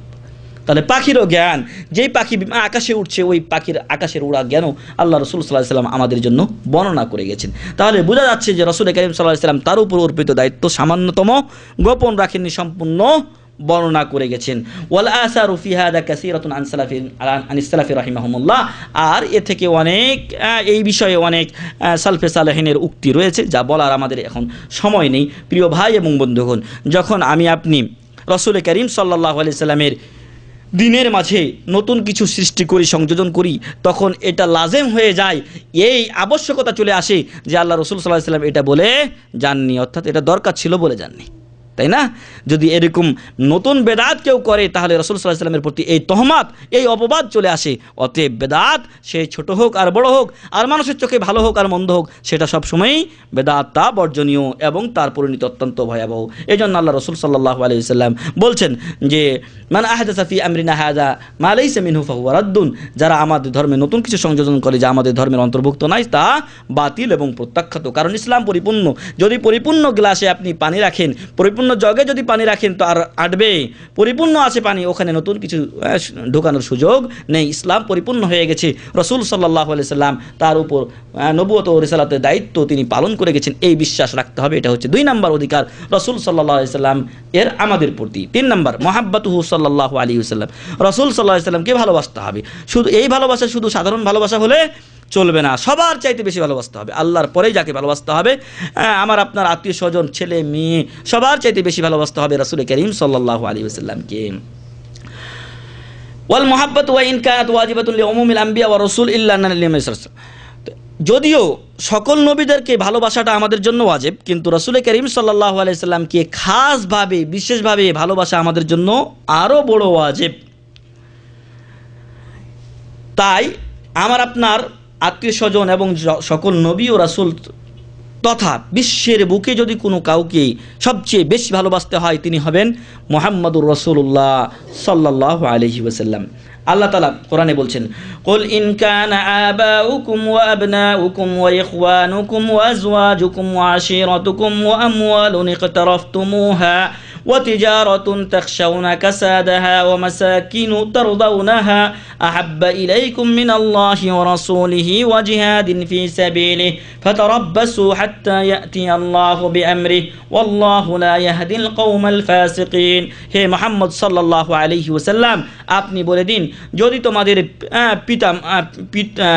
পিতারা তথা পিতা দাদা এরা, ওয়া আবনাউকুম তোমাদের সন্তান সন্ততি, ওয়া ইখওয়ানুকুম তোমাদের ভাইরা, ওয়া আজওয়াজুকুম তোমাদের স্ত্রীরা, ওয়া আশীরাতুকুম তোমাদের আরো অন্যান্য আত্মীয় স্বজনেরা, ওয়া আমওয়ালুন ইখতারাফতুমুহা তোমাদের সম্পদ যা তোমরা অর্জন করেছো, ওয়া তিজারাতুন তাখশাউনা কাসাদাহা তোমাদের ব্যবসা যা তোমরা ব্যবসা খোয়ানো নষ্ট হয়ে যাওয়ার ভয় করো, আহাব্বা ইলাইকুম ওয়া মাসাকিনু তারদাউনাহা এবং এমন বাড়িঘর যা তোমরা ভালোবাসো। সুন্দর একটা বাড়ি তৈরি করি আমি আপনি, এবং ওই বাড়িটা আমার আপনার জন্য থাকার একটা স্থান হিসেবে গ্রহণ করি। অনেকের আশা আছে একটা বাড়ি হলে এই দেশ থেকে চলে যাব, তাই না?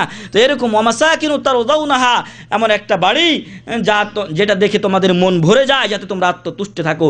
আহাব্বা ইলাইকুম এই সকল জিনিসগুলো যদি তোমাদের কাছে অধিক ভালোবাসার পাত্র হয়, কারা? পিতা, তারপরে আপনার ছেলে সন্তান, আপনার ভাই ব্রাদার, আপনার স্ত্রী, অন্যান্য আত্মীয় স্বজন, আপনার সম্পদ, আপনার বাড়ি, আপনার ব্যবসা বাণিজ্য, এগুলো যদি আপনার কাছে প্রিয় হয়, কিসের থেকে?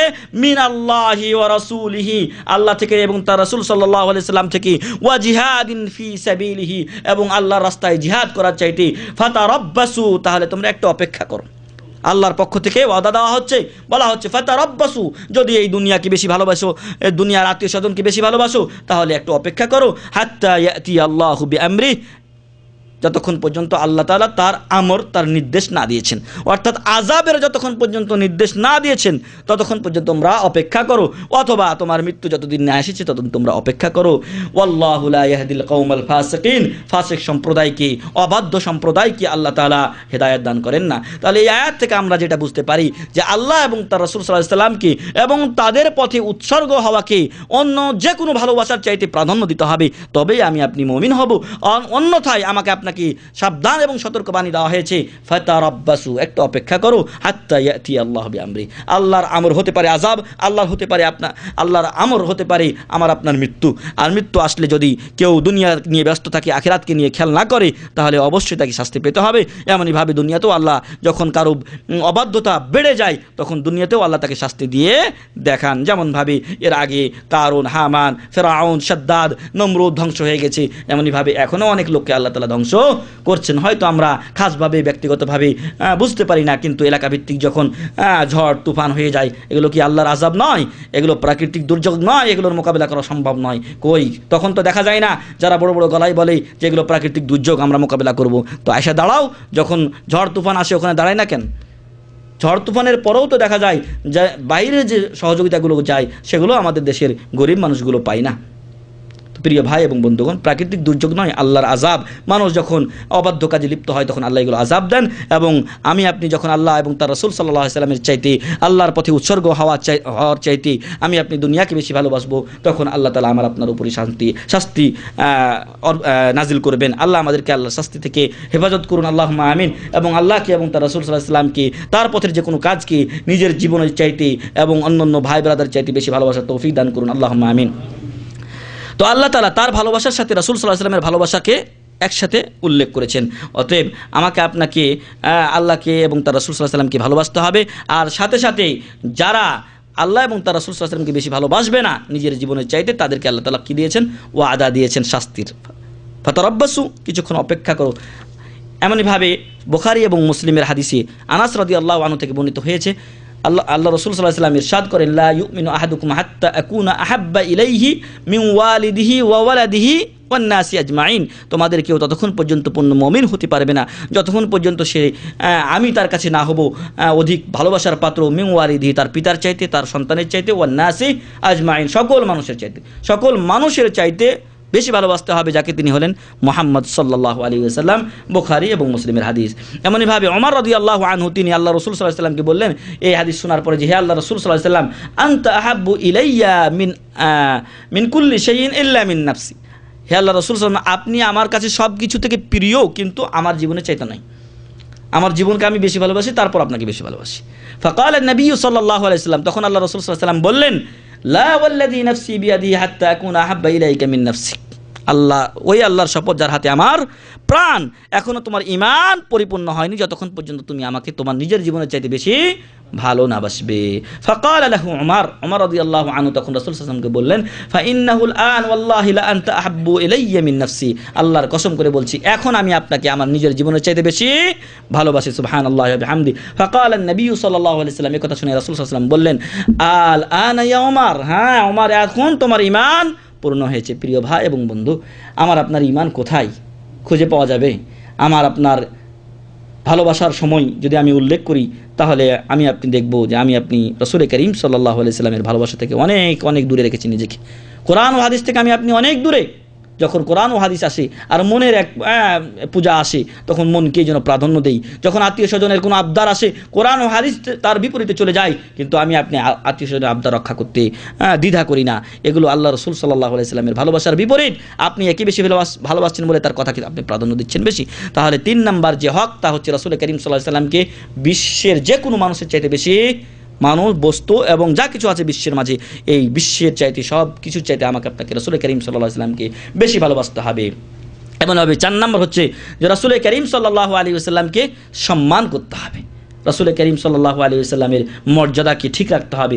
আল্লাহ তাআলা কোরআনে বলছেন, লিতুমিনু বিল্লাহি ওয়া রাসূলিহি, যাতে করে তোমরা আল্লাহর প্রতি ঈমান আনো এবং তার রাসূলের প্রতি, ওয়া তুআজ্জিরুহু ওয়া তুওয়াক্কিরু, তাকে তোমরা সম্মান করবে এবং মর্যাদা করবে। সূরাতুল ফাতহ 9 নম্বর আয়াত। এমনইভাবে সূরাতুল আরাফের 107 নম্বর আয়াতে আল্লাহ তাআলা বলছেন, ফাল্লাযীনা আমানু বিহি, যারা রাসূল করিম সাল্লাল্লাহু আলাইহি ওয়াসাল্লামের প্রতি বিশ্বাস স্থাপন করে, ওয়া আযযারুহু, এবং তাকে সম্মান করে, ওয়া নাসারুহু, তাকে সহযোগিতা করে, ওয়াত্তাবাউন নূরাল্লাযী উনজিলা মাহু, এবং তার সাথে যে নূর আলো কোরআন নাজিল করা হয়েছে সেই কোরআনের অনুসরণ করে, আনুগত্য করে, উলাইকা হুমুল মুফলিহুন, তারাই হলো সফল কাম এবং বিজয়ী। তাহলে আমাকে আপনাকে বিজয়ী বলা হয়েছে যদি আপনি রাসূল সাল্লাল্লাহু আলাইহি সাল্লামকে সম্মান করি, মর্যাদা করি, শ্রদ্ধা করি, তাকে সহযোগিতা করি এবং তার সাথে প্রেরিত কোরআনকে, তার আনিত কোরআনকে আপনি মেনে চলি, তবে আপনি সফল কামের অন্তর্ভুক্ত হবে ইনশাআল্লাহ।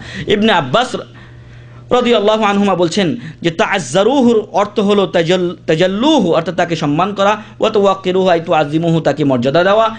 এবং এমনইভাবে অপর আয়াতে আল্লাহ তাআলা বলছেন ইয়া আইয়ুহাল্লাযীনা আমানু লা তুকদ্দিমু বাইনা ইয়াদাইল্লাহি ওয়া রাসূলি, আল্লাহ এবং তার রাসূল সাল্লাল্লাহু আলাইহি ওয়াসাল্লামের সামনে বেড়ে কোনো কথা বলা যাবে না। যেখানে আল্লাহ এবং তার রাসূল সাল্লাল্লাহু আলাইহি ওয়াসাল্লামের কথা এসেছে ওখানেই আপনাকে চুপ থাকতে হবে। আমার আপনার মন গড়া কোনো কথা বলা চলবে না। আমার একটা মত আছে, এরকম কথা অনেকে বলে, হ্যাঁ কোরআন হাদিসে এটা আছে, তবে আমার একটা মত আছে। আপনার কোনো মত কোরআন হাদিসের সামনে খাটবে না। কোরআন হাদিস যেটা বলছে সেটাই শিরোধার্য, সেটাই আপনাকে মানতে হবে যদি আপনি মুসলিম থাকতে চান। এমনইভাবে অপর আয়াত মহান রব্বুল আলামিন বলছেন লা তাজআলু দুআ আর-রাসূলি বাইনাকুম কাদুআই বাযিকুম বাযা, তোমরা নিজেদেরকে যেভাবে ডাকা হাঁকা করো সেরকম রাসূল সাল্লাল্লাহু আলাইহি ওয়াসাল্লামকে করিও না। আপনি নিজের একজন আরেকজনের নাম ধরে চিল্লাচিল্লি করে ডাকাডাকি করতে পারি, কিন্তু রাসূল সাল্লাল্লাহু আলাইহি ওয়াসাল্লামকে এরকম করা যাবে না।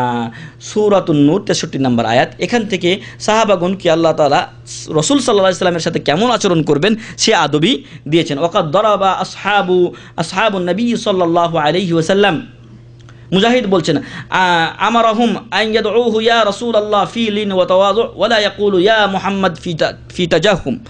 সাহাবাদেরকে আল্লাহ তাআলা বলছেন যে তোমরা নম্রতা, ভদ্রতা, বিনয়ের সাথে বলবে ইয়া রাসূলুল্লাহ সাল্লাল্লাহু আলাইহি ওয়াসাল্লাম, এবং সাহাবাগণ তাই করতেন। কোনোদিন কোনো সাহাবী ইয়া মুহাম্মদ বলেননি সাল্লাল্লাহু আলাইহি ওয়াসাল্লাম। কিন্তু যারা বদু থাকতো, যারা গ্রাম অঞ্চল থেকে এবং দূর দূরান্ত থেকে আসতো এবং ইহুদি, তারা ইয়া মুহাম্মদ বলে দিত। কিন্তু মুসলমানদেরকে, সাহাবাদেরকে এই কথা বলতে নিষেধ করা হয়েছে।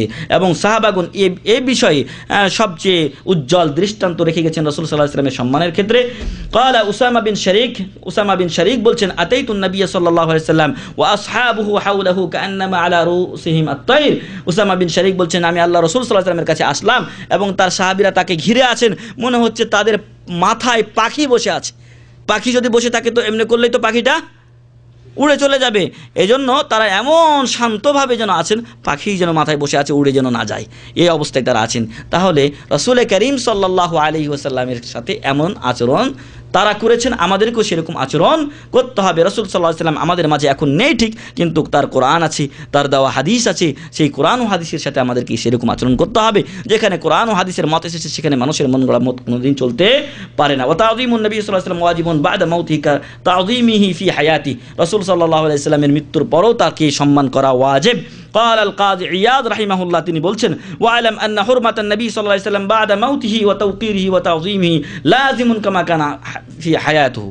তো আল্লাহ রাসূল সাল্লাল্লাহু আলাইহি ওয়াসাল্লামের জীবদ্দশায় যেরকম তার মর্যাদা সম্মান করা, তাকে সহযোগিতা করা, তাকে মর্যাদা দেওয়া লাজিম ছিল, আবশ্যক ছিল, মৃত্যুর পরও তা আবশ্যক। ওয়াযালিকা ইনদা যিকরিহি সাল্লাল্লাহু আলাইহি ওয়াসাল্লাম ওয়া যিকরি হাদিসিহি ওয়া সুন্নতিহি, যখন আল্লাহ রাসূল সাল্লাল্লাহু আলাইহি ওয়াসাল্লামের নাম জিকির করা হয় তখন তার উপর দরুদ পাঠ করবেন, তার প্রতি আপনি বিনয়ী নম্র হবেন।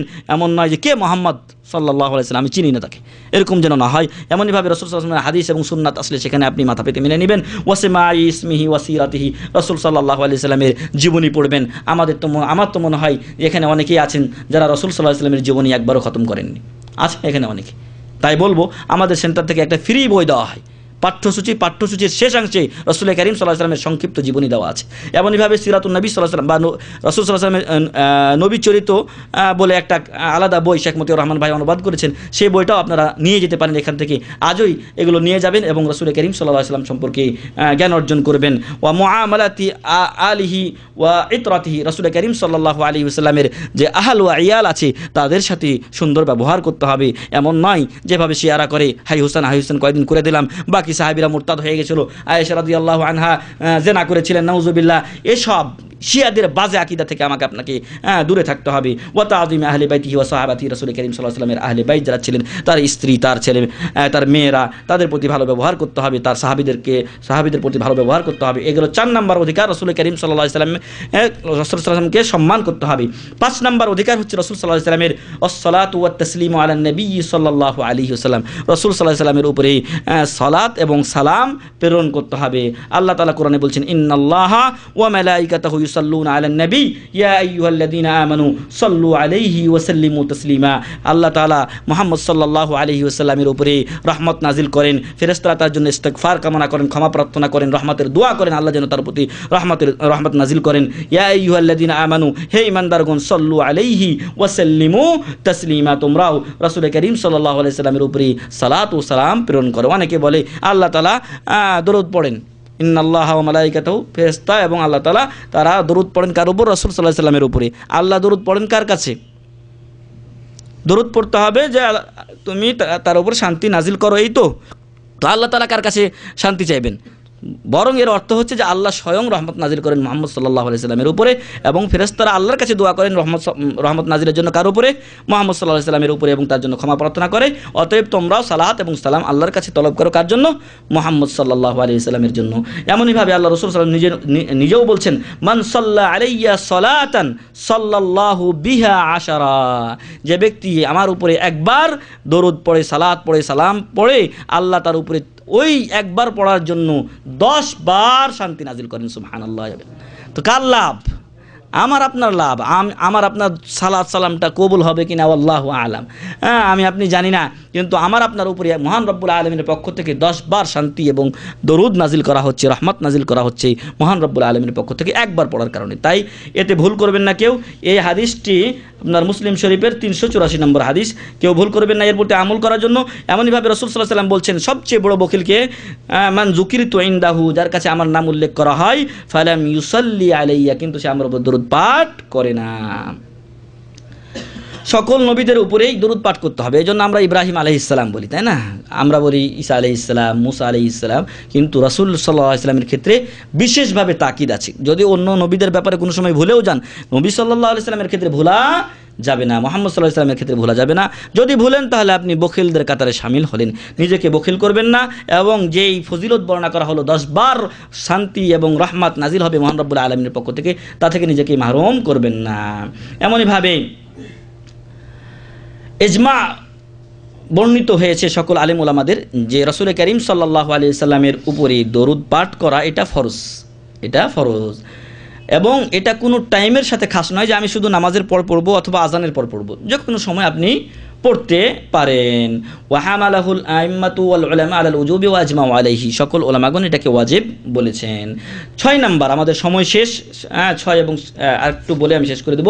আল ইকরারু লাহু বিমা সাবাতা ফি হাক্কিহি মিনাল মানাকিবিল জালিলা ওয়াল খাসাইসিস সামি ওয়াদ দারাজাতিল আলিয়া আর রাফিয়া, আল্লাহ রাসূল সাল্লাল্লাহু আলাইহি ওয়াসাল্লামের যে মর্যাদা কোরআন এবং হাদিসে বর্ণিত হয়েছে, সেই মর্যাদাগুলো আমাদেরকে বিশ্বাস করতে হবে, ওগুলো মেনে নিতে হবে। কেউ যদি বলে যে না আমি মানি না, তাহলে সে মুসলমান নয়। আল্লাহ রাসূল নিজের ব্যাপারে বলছেন, আনা সাইয়্যিদু ওয়ালাদি আদম ওয়ালা ফাকরালি, আমি আদম সন্তানদের সর্দার, নেতা, কিন্তু আমার কোনো অহংকার নেই। কিয়ামতের ময়দানে শাফাতে কুবরার মালিক কে? কাকে আল্লাহ তাআলা এই পাওয়ার দিবেন?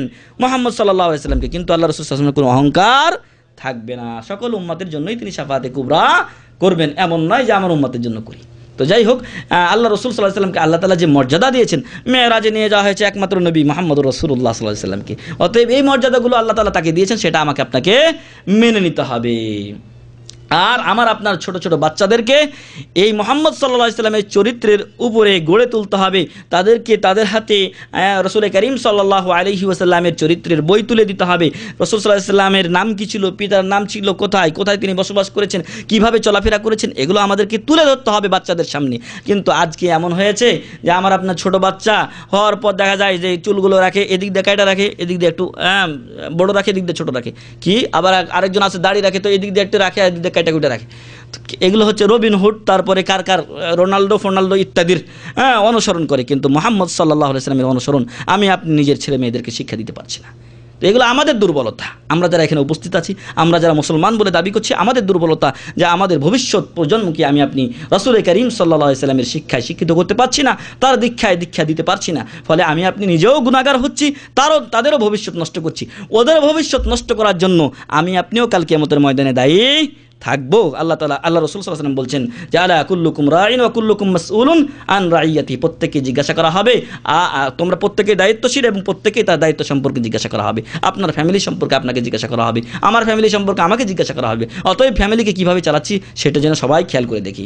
তো এই ব্যাপারে অনেক লম্বা আলোচনা আছে। আল্লাহ রাসূল সাল্লাল্লাহু আলাইহি ওয়াসাল্লামকে মর্যাদা দিতে গিয়ে তার সঠিক মর্যাদা দিতে হবে, বেশিও দেওয়া যাবে না, কমও করা যাবে না। যদি কম করলেই করি তাহলে ঘাটতি করলাম, গুনাহগার হব, বেশি করলে সেটা বাড়াবাড়ি করলাম, সেজন্য আমি আপনি গুনাহগার হব।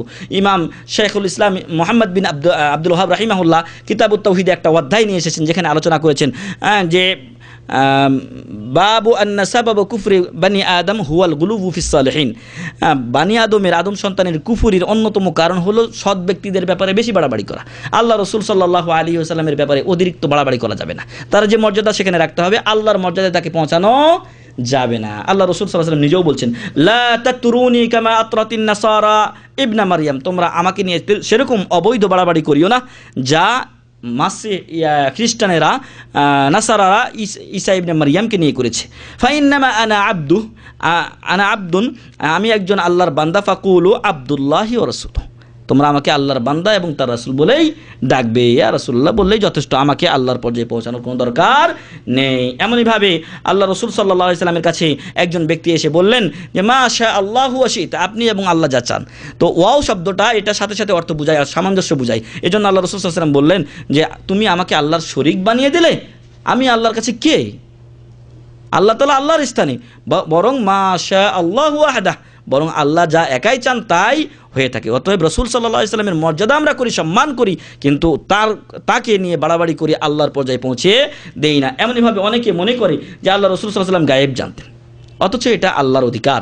গায়েবকে জানেন মহান রব্বুল আলামিন জানেন, আল্লাহ ছাড়া কেউ গায়েব জানেন না। অতএব আমাকে আপনাকে সবসময় খেয়াল রাখতে হবে যে আল্লাহ রাসূল সাল্লাল্লাহু আলাইহি সাল্লামের যে অধিকার তা যেন দেয়, তার ব্যাপারে যেন আমি আপনি বাড়াবাড়ি না করি। এমনইভাবে অনেকে আল্লাহ রাসূল সাল্লাল্লাহু আলাইহি সাল্লামের কবরের পাশে গিয়ে তার কাছে চাই, অনেকে কবরের দিকে মুখ করে চায়, অনেকে গিয়ে কবরে সিজদা করে, এগুলো সবই বাড়াবাড়ি, যা থেকে আল্লাহ রাসূল সাল্লাল্লাহু আলাইহি ওয়াসাল্লাম নিষেধ করে গেছেন। এবং আমার আপনার ইবাদত হবে মহান রব্বুল আলামিনের জন্য। আল্লাহ বলছেন কুল ইন্না সলাতি ওয়া নুসুকি ওয়া মাহইয়ায়া ওয়া মামাতি লিল্লাহি রাব্বিল আলামিন। এমনইভাবে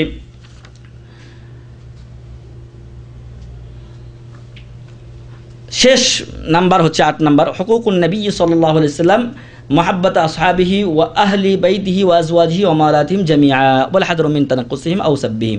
আল্লাহ রাসূল সাল্লাল্লাহু আলাইহি ওয়াসাল্লামের যে ফ্যামিলি পরিবার ছিলেন, তার স্ত্রীগণ, তার সাহাবাগণ, তার নাতিপতি যারা ছিলেন, তাদের সবাইকে সম্মান করতে হবে, তারা যে সম্মানের লায়ক উপযুক্ত সেই সম্মান করতে হবে, তাদেরকে নিয়েও বাড়াবাড়ি করা যাবে না। আল্লাহ তাআলা বলছেন ওয়াল্লাযীনা জাউ মিন বা'দিহিম, যারা পরবর্তীতে আসলেন তারা বলে ইয়াকুলুনা রব্বানা গফির লানা ওয়া লিইখওয়ানিনা, হে আল্লাহ আমাদেরকে ক্ষমা করুন এবং আমাদের ভাইদেরকে ক্ষমা করুন, আল্লাযীনা সাবাকুনা, যারা আমাদের আগে চলে গেছেন। আর ওরা সবাই সেই কাতারে সাহাবাগণ এবং রাসূল সাল্লাল্লাহু আলাইহি ওয়াসাল্লামের ফ্যামিলিরা অন্তর্ভুক্ত আছেন। বিল ঈমানে, ঈমানের সাথে যারা গেছেন, ওয়ালা তাজাল ফি কুলুবিনা গিল্লাল লিল্লাযীনা আমানু, যারা ঈমান এনেছে তাদের বিষয়ে আমাদের অন্তরে কোনো হিংসা বিদ্বেষ রাখিও না, হে মহান রব্বুল আলামিন, বক্রতা রাখিও না। ইন্নাকা রাউফুর রহিম, নিশ্চয় আপনি দয়াশীল এবং অত্যন্ত দাতা, বড় দাতা। তো এখান থেকেও আমরা প্রমাণ পাই যে আল্লাহ রাসূল সাল্লাল্লাহু আলাইহি সাল্লামের সাহাবাদেরকেও সম্মান করতে হবে। যেটা একটু আগে বলেছি, একটা দলের কথা আপনাদেরকে আমি স্মরণ করিয়ে দিয়েছি, যারা রাসূল করিম সাল্লাল্লাহু আলাইহি সাল্লামের সাহাবীদের ব্যাপারে কটূক্তি করে থাকে এবং বলে 6 জন সাহাবী ব্যতীত বাকি সবাই রাসূল সাল্লাল্লাহু আলাইহি সাল্লামের ইন্তেকাল পরে মুরতাদ হয়ে গেছিল। বরং ওই শয়তানেরা মুরতাদ, ওই শয়তানেরা আসলে তো দিনই নাই, মুরতাদ হতে হলে তাকে ইসলামে আসতে হবে। ওরা শুরু থেকেই কুফরিতে জীবনযাপন করে, ওরা রাসূল সাল্লাল্লাহু আলাইহি সাল্লামের সাহাবাদের ব্যাপারে এরকম কটূক্তি করে। আল্লাহ রাসূল সাল্লাল্লাহু আলাইহি বলছেন লা তাসুব্বু আসহাবি, তোমরা আমার সাহাবীদেরকে গালি দিও না। ফালাউ আন্না আহাদাকুম আনফাকা মিসলা উহুদিন যাহাবা মা বালাগা মুদ্দা আহাদিম ওয়ালা নাসিফাহু, তোমাদের কেউ যদি উহুদ পাহাড় সমপরিমাণ, উহুদ পাহাড় কতটুকু লম্বা কেউ জানেন? এক মতে 6 থেকে 7 কিলো, এক জায়গায় গিয়ে নিচু হয়ে গেছে। ওটা আমাদের ওস্তাদ যখন পড়িয়েছেন, অনেকে বলছেন যে না, এটা উহুদ পাহাড়েরই সাথে লাগানো। যদি ওটা মানে একসাথেই ধরা হয় তাহলে 18 কিলোমিটার, 17 থেকে 18 কিলোমিটার উহুদ পাহাড়। এই উহুদ পাহাড় সমপরিমাণ কেউ যদি স্বর্ণ ব্যয় করে, তাহলে তাদের সাহাবাদের 1 মুদ পরিমাণ অথবা নিসফে মুদ পরিমাণ পৌঁছতে পারবে না। 1 মুদ 1 খাবলা অথবা আধা খাবলা পর্যন্ত পৌঁছতে পারবে না। অতএব আমার সাহাবীদেরকে তোমরা গালি দিও না। সাহাবাগণ তাদের ধৈর্যের, তাদের ইসলামের জন্য তাদের ত্যাগের চরম দৃষ্টান্ত রেখে গেছেন, যা আমরা জীবনেও রাখতে পারবো না। কারণ আল্লাহ তাআলা তাদেরকে চয়ন করেছিলেন নবী সাল্লাল্লাহু আলাইহি ওয়াসাল্লামের জন্য। তো প্রিয় ভাই এবং বন্ধুগণ, যদি আমি আপনি রসুল সাল্লাল্লাহু আলাইহি ওয়াসাল্লামের সাহাবাদেরকে গালি দেই, তাহলে যেন নিজেই নিজের ইসলামকে আমরা কুলুষিত করলাম। নিজের ইসলাম, যে ব্যক্তি সাহাবা কোনো একজন সাহাবীকে গালি দেয়, সে অবশ্যই ইসলাম থেকে খারিজ হয়ে যায়। আমি আপনি সবাইকে সতর্ক থাকতে হবে, আল্লাহ রসুল সাল্লাল্লাহু আলাইহি ওয়াসাল্লামের অধিকার যেন আমরা পালন করি, আদায় করি। আল্লাহ রসুল সাল্লাল্লাহু আলাইহি ওয়াসাল্লাম তার কাজ পালন করে গেছেন, যেটা আমরা একটু আগে বললাম যে রসুল সাল্লাল্লাহু আলাইহি ওয়াসাল্লাম তার দায়িত্ব পালন করে গেছেন। এখন বাকি আছে আমার আপনার দায়িত্ব। মহান রব্বুল আলামিনের কাছে দোয়া করি আল্লাহ যেন আমাদেরকে রাসূল সাল্লাল্লাহু আলাইহি ওয়াসাল্লামের অধিকারগুলো মনে রাখার এবং এই অনুযায়ী আমল করার তৌফিক দান করেন, আল্লাহুম্মা আমিন। আল্লাহ যেন আমাদেরকে রাসূল সাল্লাল্লাহু আলাইহি ওয়াসাল্লামের হাদিস এবং মহান রব্বুল আলামিনের কোরআন মোতাবেক চলার তৌফিক দান করেন, আল্লাহুম্মা আমিন। ওয়া আখিরু দাওয়ানা আলহামদুলিল্লাহি রাব্বিল আলামিন ওয়া সাল্লাল্লাহু আলা নাবিয়িনা মুহাম্মদ ওয়া আলা আলিহি ওয়া সাহবিহি আজমাইন। আসসালামু আলাইকুম ওয়া রাহমাতুল্লাহি ওয়া বারাকাতুহু।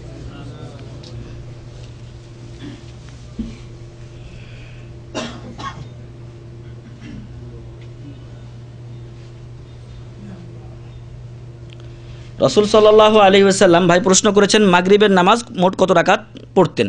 মাগরিবের নামাজ যদি কেউ আগেই চলে যায় তাহলে সে তাহিয়াতুল মসজিদ পড়তে পারে, আর যদি আজান হচ্ছে টাইমে যায় তাহলে আজানের পরেও নামাজের আগে 2 রাকাত পড়তে পারে। যখন 5 মিনিট 10 মিনিট থাকে তখন সে 2 রাকাত পড়তে পারে, এক। দ্বিতীয় কথা হচ্ছে যে ফরজ নামাজ 3 রাকাত পড়লেন মাগরিবের, এরপরে 2 রাকাত সুন্নাত, খালাস। যদি আপনি গিয়ে জামাত ধরেন তাহলে 3 এবং 2, আর যদি আপনি আগে পড়েন তাহলে 2 রাকাত আগের যে সুন্নাত আছে বা তাহিয়াতুল মসজিদ। জুমার নামাজ মোট কত রাকাত পড়া উত্তম, এটা একটু আগে আমি এক ভাই জিজ্ঞাসা করেছিল, উত্তরে বলেছি যে জুমার নামাজে যদি আপনি আগেই চলে যান 10টার দিকে তাহলে আপনি 2 রাকাত করে পড়তে পারেন, কারণ হাদিসে এসেছে যে ফাসাল্লা মা কাদ্দারাল্লাহু অথবা মা কাতাবাল্লাহু লাহু, আল্লাহ তার ভাগ্যে যতটুকু লিখেছেন ততটুকু সে নামাজ পড়লো। এখানে রাকাতের সংখ্যা উল্লেখ করা হয়নি, আপনি 2 করে 2 পড়তে পারেন, 4ও পড়তে পারেন, 6ও পড়তে পারেন, 8 পর্যন্ত সম্ভবত আমার যত খেয়াল আসছে 8 পর্যন্ত আপনি পড়তে পারেন। আর তারপরে আপনার যেটা 2 রাকাত ফরজ পড়লেন জুমার, এরপরে আপনি মসজিদে যদি নামাজ আদায় করেন তাহলে 4 রাকাত সুন্নাত পড়বেন, আর বাসায় গিয়ে পড়লে আল্লাহ রাসূল সাল্লাল্লাহু আলাইহি ওয়াসাল্লাম 2 রাকাত সুন্নাত আদায় করেছেন। বুঝাতে পেরেছি? যেগুলো আমাদের দেশে বলা হয় এগুলো ইসতিলাহাত, এই পরিভাষাগুলো বেদাতি পরিভাষা, কাবলাল জুমা বাদাল জুমা, এগুলো পরিভাষা বেদাতি পরিভাষা। আসলে যেগুলো সুন্নাত সেগুলো আল্লাহ রাসূল সাল্লাল্লাহু আলাইহি ওয়াসাল্লাম সুনানুর রাওয়াতিব বলে উল্লেখ করেছেন, তার আওতায় এই জুমার সালাতও একই অবস্থা। জোহরে যেভাবে পড়েছেন আগে 2 রাকাত পরে 4 রাকাত, খালাস। আর যদি আপনার সময় অতিরিক্ত থাকে তাহলে আপনি পড়তে পারেন। এবং এটাকে অনেক ওলামারা যেটা আপনার সালাতুজ জোহার সাথে একটা করেছেন যে সালাতুজ জোহা 8 রাকাত পর্যন্ত পড়া যায়, অতএব আপনি যেহেতু সালাতুজ জোহার টাইমে গেছেন, আগে চলে গেছেন আপনি, সেহেতু আপনি সেটা আদায় করতে পারেন, তাতে কোনো সমস্যা নেই।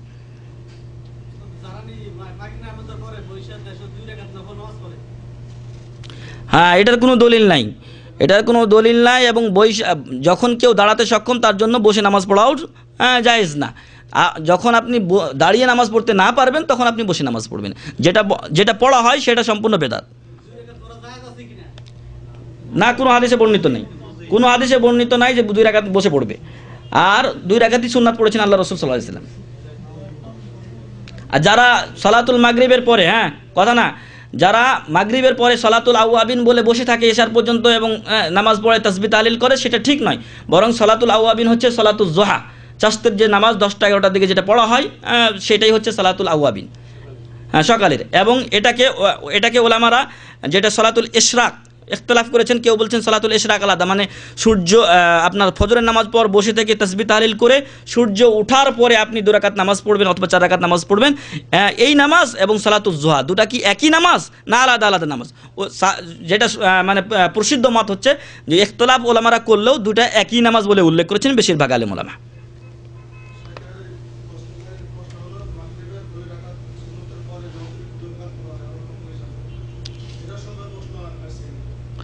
মাগরিবের পরে 2 রাকাত সুন্নাত, অনলি 2 রাকাত সুন্নাত না, এটার কোনো বর্ণনা আমার জানা মতে আমি পাইনি।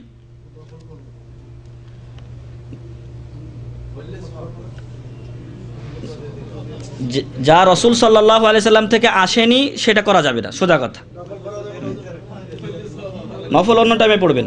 কোরআনে এক ভাই প্রশ্ন করেছেন, কোরআনে 25 জন নবী আছে কিন্তু আমাদের শেষে ওয়াজ মাহফিলে বলে 1,24,000 বা 2,24,000 পয়গম্বর এসেছে, হাদিস কোনটা সত্য? আচ্ছা, নাবী ও রাসূলদের সংখ্যা নিয়ে রাসূলগণের কথা উল্লেখ করা হয়েছে। রাসূল ছিলেন 313 জন থেকে 19 জন পর্যন্ত ওলামারা ইখতিলাফ করেছেন আকীদা বিশেষজ্ঞরা, যে রাসূলদের সংখ্যা ছিল কম, তারা 313 থেকে 319 জনের মধ্যে, কেউ বলছেন 313 জন, কেউ বলছেন 319 জন। তো তারা ছিলেন রাসূল, রাসূলদের কাছে নতুন রিসালাত দেওয়া হয়েছে, নতুন শরীয়ত দেওয়া হয়েছে, কিন্তু নবীদের কাছে নতুন শরীয়ত দেওয়া হয়নি। ফারাক আছে, প্রত্যেক নাবী রাসূল না, কিন্তু প্রত্যেক রাসূল নাবী, অর্থাৎ রাসূলের পাওয়ারটা বেশি। রাসূল, নবী ও রাসূল দুটাই, কিন্তু নবী শুধু নবী, বোঝাতে পেরেছি। আর নবীদের সংখ্যা বেশি ছিল। এই ব্যাপারে আমার জানা মতে এই যে 1,24,000, 2,24,000, এটা আমিও এভাবে শুনে আসছি, কিন্তু আমি কোনোদিন পাইনি যে এটা কোনো জায়গায় উল্লেখ আছে। তারপরে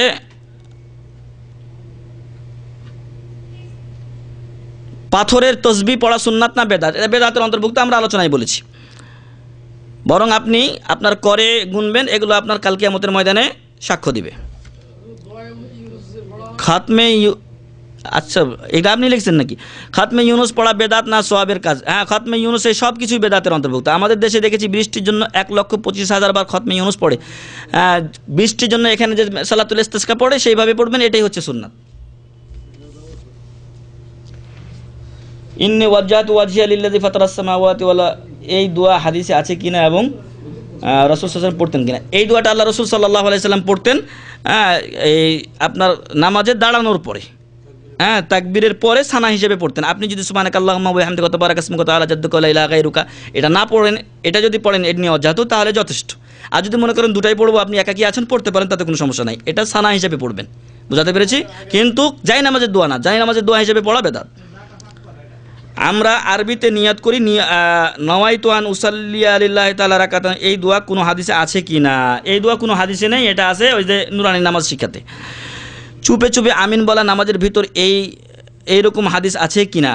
চুপে চুপে তখন আমিন বলবেন যখন ইমাম চুপে চুপে কেরাত পড়বে। সিররি নামাজ যেগুলো গোপনে কেরাত করা হয়, সেগুলোতে আপনি চুপে চুপে পড়বেন। যেগুলোতে ইমাম জোরে কেরাত পড়েন দিয়ে গায়রিল মাগদুবি আলাইহিম ওয়ালাদ-দাল্লিন বলেন, তখন আপনি জোরে আমিন বলবেন। এই জন্য যে সাহাবাগণ জোরে আমিন বলতেন, হাত্তা তাকুনা লিল মসজিদিল আলুজ্জাতুন, মসজিদের একটা জজ্জা, একটা আওয়াজ, গুনগুন শব্দ হয়ে উঠত, জোরে চিল্লায় না, আবার মিডিয়াম আওয়াজে। বুঝাতে পেরেছি? তো এটাই হচ্ছে সুন্নাত। তবে এই সুন্নাত আপনার দেশে গিয়ে যখন বলবেন, ধীরে ধীরে বলবেন, কারণ এই সুন্নাতের চাইতে আরও বড় কাজ সেখানে বাকি আছে। সেখানে আপনার শিরক বেদাত, আরও বড় বড় বেদাত আছে যেগুলো মানুষকে দিন থেকে বের করে দেয়। তো ওইগুলো থেকে মানুষকে আগে সতর্ক করতে হবে। এটা সুন্নাত ঠিক, এটা আপনি আস্তে করে বললেও আপনার আপাতত আদায় হয়ে যাচ্ছে, কিন্তু সুন্নাত হচ্ছে জোরেই বলতে হবে আপনাকে। আর এই আমিন বলাতে ইহুদিরা খুব রাগান্বিত হয়, আমাদের আমিন বলাতে এবং সালামে। অতএব তাদের রাগের কারণ হওয়াটা আমাদের জন্য দরকার। আল্লাহ রাসূল সেটাই বলেছেন যে তোমরা ইহুদি এবং খ্রিস্টানদের কী করো? বিপরীত করো। আর বিপরীত করতে হলে আমিন জোরে বলতে হবে। আর বিশেষ করে হাদিসে প্রমাণিত হয়েছে। আল্লাহ তাআলার কাছে দোয়া করি আল্লাহ যেন কোরআন ও সহিহ হাদিস মোতাবেক আমাদেরকে আমল করার তৌফিক দান করেন, আমিন। যার যা সমস্যা আছে আল্লাহ যেন সকলের সমস্যা দুঃখগুলো দূর করে দেন, আমিন। আল্লাহ যেন আমাদেরকে আজকে এখানে যেভাবে জমা করেছেন জান্নাতুল ফিরদাউস এভাবে জমা করেন, আল্লাহুম্মা আমিন। আসসালামু আলাইকুম ওয়া রাহমাতুল্লাহি ওয়া বারাকাতুহু। সুবহানাকা আল্লাহুম্মা ওয়া বিহামদিকা আশহাদু আল্লা ইলাহা ইল্লা আনতা আস্তাগফিরুকা ওয়া আতুবু ইলাইক। আসসালামু আলাইকুম ওয়া রাহমাতুল্লাহি ওয়া বারাকাতুহু।